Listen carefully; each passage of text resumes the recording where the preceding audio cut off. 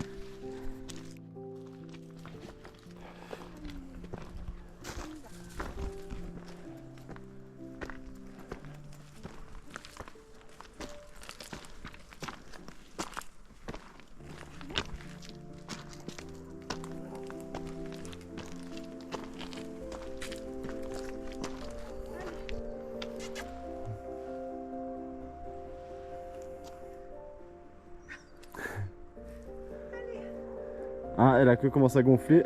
Ah ouais, alors ça c'est quelque chose. Hein. Alors on est bien ici.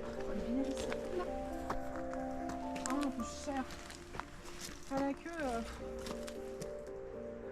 Ouais, elle est stressée.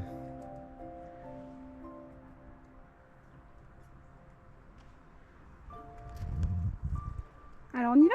Allez. Alors on est passé dans le parc à vaches. Le loup, elle arrive, pas rassurée, mais elle est là.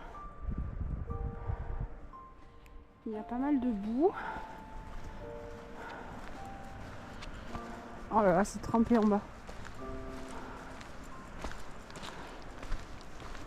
Viens ma chérie, viens. Alors, je suis venue cueillir du jonc. Habituellement, il y en a là. Mais il y a les vaches actuellement. On est dans le parc à vaches et elles ont tout mangé. On va essayer de descendre un peu plus bas. Voir s'il y en a. C'est dommage.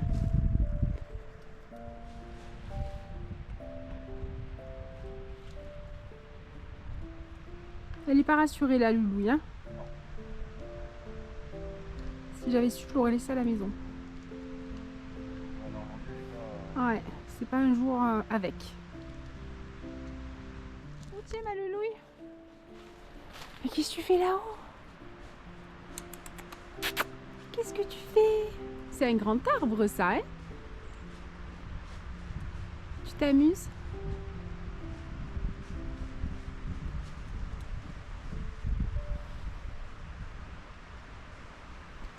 Allez, on descend, fais attention. Oh là là, tu me fais peur là. Allez, Nounou, on descend. Viens. Ouais. Oh. Allez.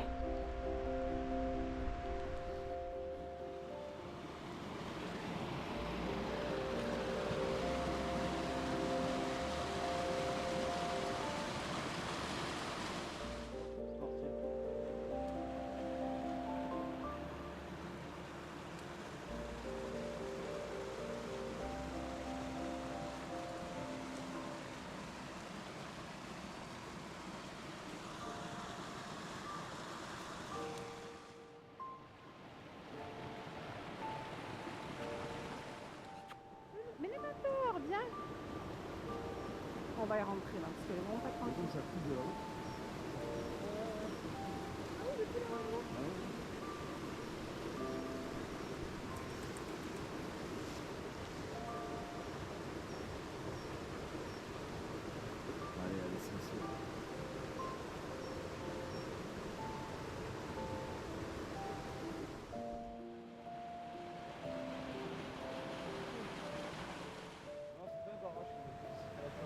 je pense, l'eau qui a...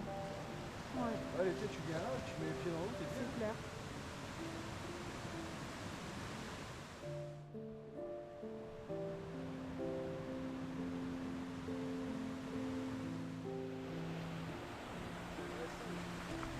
Aujourd'hui, oui. Allez, on y va. Allez, on y va, Luna, viens. Ouais, ouais. Ouais. Tu vois, regarde, je me mets dans un muret en haut là, hop, Ouais, caché dans la végétation, hop, pour filmer. c'est clair. Les renards, les blaireaux, les chevreuils, c'est bien, les sangliers, Bah oui. un peu. Allez, Luna, viens. Allez. Ah ouais, je t'ai suré les pattes à la maison. Allez, va. Alors, je suis contente. J'ai donc trouvé du jonc près du cours d'eau. Donc, j'ai pris des gros morceaux et j'ai pris des tout petits pour pouvoir faire les nœuds. Donc, le jonc, c'est une grosse brindille, on peut dire, hein, qui se trouve près des cours d'eau en général. Il faut que ce soit assez humide. Et on en trouve assez facilement par chez nous. Donc on va tout simplement le tresser, le tisser. Donc ici je commence à couper, il y a les bouts qui sont un petit peu jaunes, donc je les coupe de manière à ce qu'ils soient bien verts.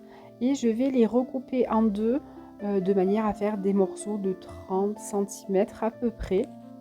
Alors je ne vous ai pas dit ce que je comptais faire de ce jonc. J'ai envie cette année de célébrer le sabbat de Imbolc. Je ne sais pas si vous connaissez la roue de l'année. C'est des traditions païennes qui représentent en fait des célébrations du cycle des saisons. C'était notamment chez les Celtes. Cette roue est composée de 8 fêtes principales, on les appelle très souvent des sabbats. Il y a 4 grandes fêtes celtiques qu'on appelle aussi les fêtes de feu. Donc il y a Samhain, qui est le 31 octobre, qui on appelle aussi le Nouvel An des sorcières. Ça a inspiré Halloween et indirectement, ça a inspiré aussi la Toussaint chrétienne. On retrouve Imbolc, donc entre le 1er et le 2 février. Là, on fête le retour de la lumière qui est lié à la déesse Brigide. Le christianisme a placé à la même période la Chandeleur et la fête de la Sainte Brigitte qui, dans l'histoire chrétienne, Brigitte a été l'accoucheuse de la Vierge Marie. On a ensuite Beltane, donc qui se célèbre du 30 avril au 1er mai. Là, c'est la fête de la fertilité et du feu, la célébration du renouveau de la nature. Et on retrouve cet esprit-là pour notre 1er mai de nos jours. Et on termine ces grandes fêtes avec Lunasa, donc on célèbre le 1er août. Là, c'est la fête des premières récoltes.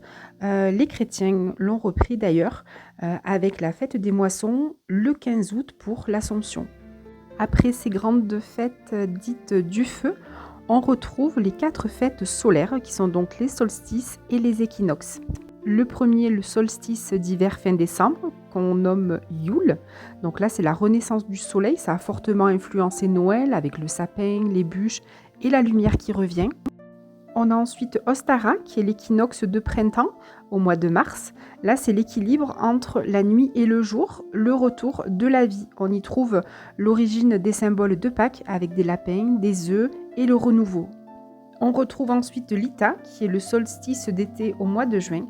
Là, c'est l'apogée du soleil, feu de joie, ce qui a donné les feux de la Saint-Jean le 24 juin. Et la dernière fête solaire, c'est le sabbat de Mabon, qui est l'équinoxe d'automne, donc au mois de septembre. Là, on est sur la seconde fête des récoltes et de l'équilibre. Elle se retrouve environ dans les fêtes des vendanges ou la fête de la Saint-Michel au mois de septembre. Alors si on regarde un peu, on se rend quand même bien compte que les fêtes celtiques ont inspiré la religion chrétienne, hein, on s'en rend vraiment compte. Alors c'est peut-être pour faciliter la transition des populations païennes vers le christianisme peut-être. Parce que les symboles, le sapin, les œufs, les feux, les guirlandes de fleurs, ça vient directement des traditions païennes.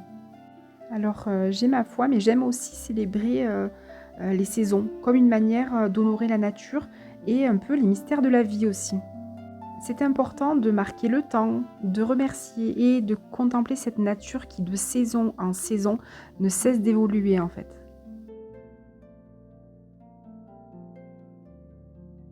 Pour célébrer le sabbat d'Imbolc, j'ai voulu cette année créé une croix de Brigide. Elle fait partie des symboles et des objets des rituels de ce sabbat. Elle symbolise très souvent la créativité, le foyer, la transmission et même le féminin sacré. On pourrait la comparer également à une roue solaire. Avec ses 4 bras coudés, elle représente les 4 directions comme le nord, le sud, l'est et l'ouest. Elle peut représenter également les 4 éléments, la terre, l'eau, l'air, le feu, et puis les 4 étapes d'un cycle, la naissance, la croissance, la maturité et le repos. Le centre très serré représente le cœur, le foyer intérieur, le point immobile autour duquel tout tourne.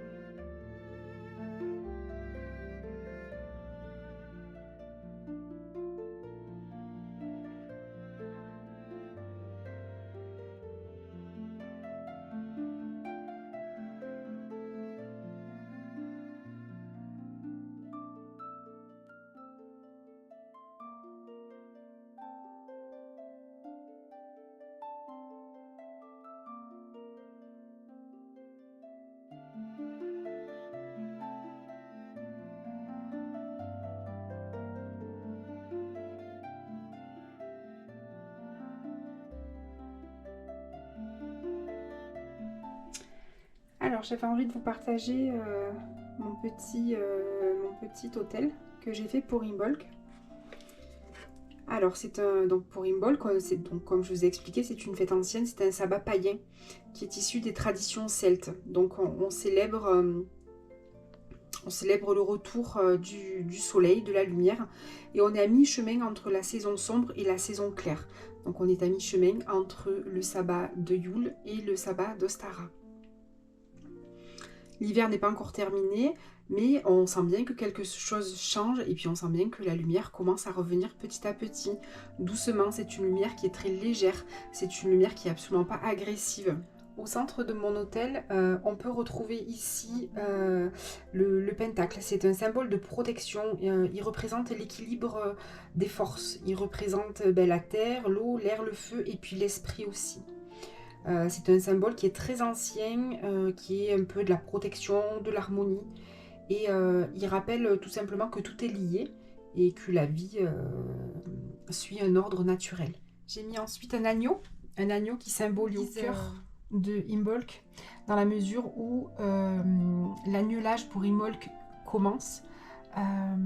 Les Celtes avaient pour habitude l'hiver de manger des produits uniquement séchés et salés. Et le fait de l'agnelage, donc le fait de la lactation des brebis, le lait frais était la première chose qui remangeait de frais depuis de longs mois. Donc c'est vrai que l'agneau, la brebis sont vraiment au centre ils symbolisent tout simplement la pureté, la fragilité, mais aussi l'abondance à venir. Ça annonce un petit peu la suite. Ensuite, j'ai mis donc un petit nid qui représente la gestation. Il représente aussi la préparation, tout doucement. Il évoque ce qui n'est pas encore visible, mais qui est en devenir. On attend, on est dans l'attente, vraiment. Le bois de chevreuil, pareil, il a une signification, mais il rappelle un petit peu le cycle de la vie. Les bois des chevreuils tombent chaque année et ils repoussent plus grand, ils repoussent plus fort. C'est la croissance en fait de l'animal qui fait qu'il perd ses bois et que ça repousse. Il symbolise la fin d'un cycle et le début d'un autre, la croissance, l'élévation, le renouveau, et on peut même dire qu'il symbolise aussi le lâcher prise. Alors on retrouve ici aussi ma croix de Brigide que j'ai faite, donc qui est tressée de jonc, que j'ai fait avec du jonc. Donc Brigide, c'est la déesse celtique du feu, du foyer. Elle protège les maisons, elle protège les femmes, les naissances, les troupeaux. Et puis à Imbolc, on peut dire qu'elle veille sur le retour de la lumière et sur la chaleur du foyer aussi. J'ai mis une petite coupelle ici avec du blé. Donc le blé représente la substance, la nourriture essentielle. et puis les récoltes futures.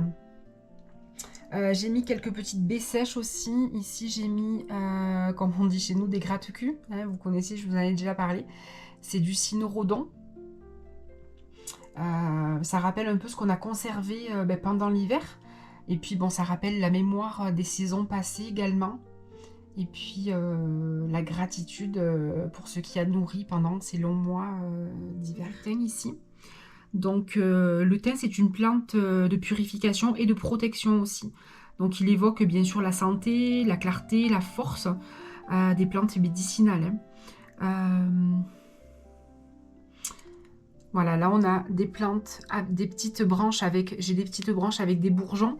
Donc ça annonce le retour de la sève et puis la vie qui circule à nouveau. Voilà, la vie reprend tout doucement, même si elle est encore assez discrète. Alors j'ai mis ici une plume de paon. Donc la plume de paon, elle symbolise la protection, la vigilance aussi. C'est un peu un œil qui veille, la présence un peu silencieuse sur tout ça. Ensuite des bougies blanches, donc j'en ai mis 3. Donc j'ai mis 3 bougies blanches qui symbolisent la pureté. Les Porimolques en général, c'est des couleurs qui sont très douces. Il y a très peu de couleurs vives, mis à part les cynorrhodons ici, mais sinon j'ai très peu mis de choses flashy, à part la plume de paon, mais elle est très discrète sur le côté. J'ai ajouté également 2 pierres, donc là j'ai rajouté une pierre, c'est une agate fleur, donc c'est une pierre très douce, une pierre de nature, elle est pleine de bonnes énergies. Et ici j'ai mis une petite citrine, donc la petite citrine qui est une vraie citrine, hein. Elle est très pâle comme vous pouvez le voir. Si vous en trouvez dans le commerce, si vous trouvez des citrines très jaunes, même un petit peu opaques, ce n'est pas de la citrine, c'est de l'améthyste chauffé. Donc faites-y attention. Là, c'est vraiment de la pure citrine. Voilà, donc la citrine, elle représente la joie, la lumière. Donc c'est pour ça que je trouvais qu'elle avait vraiment une très bonne place sur mon autel. Voilà, j'ai mis un linge blanc qui représente aussi Brigide. Hein. Il y a le linge blanc très important qui après peut servir pour des rituels également. Donc j'ai mis un petit linge blanc. J'ai mis pas mal de végétaux, comme vous pouvez le voir, toujours dans les couleurs claires. Voilà, j'ai mis ça. Je ne sais même pas le nom exactement, mais j'ai trouvé qu'il avait de sa place sur mon autel. Là, j'ai rajouté également 2 cartes. Donc, j'ai rajouté la nativité de l'oracle de Béline, qui représente la nativité, la naissance. Et j'ai rajouté également celle-ci, qui est la carte de la bougie, donc de la lumière. Ça, c'est une carte de l'oracle de G. Voilà. Voilà le tour de mon petit hôtel. J'espère que cette petite vidéo vous a plu. C'est pas une vidéo très commune, mais c'est des petites choses que j'aime faire, que j'aime, qui m'animent énormément. J'ai une grande communication avec la nature. Ça, c'est quelque chose qui m'est propre et qui est en moi depuis très longtemps, depuis mon enfance d'ailleurs. Hein. Donc voilà, pour moi, célébrer les sabbats, ça fait partie de mes rituels. Et c'est quelque chose qui m'anime et qui me fait grand bien. Donc voilà. Voilà, je vous laisse sur ces petites images. Je vous souhaite une bien belle soirée. Et puis je vous dis à très vite dans une prochaine vidéo.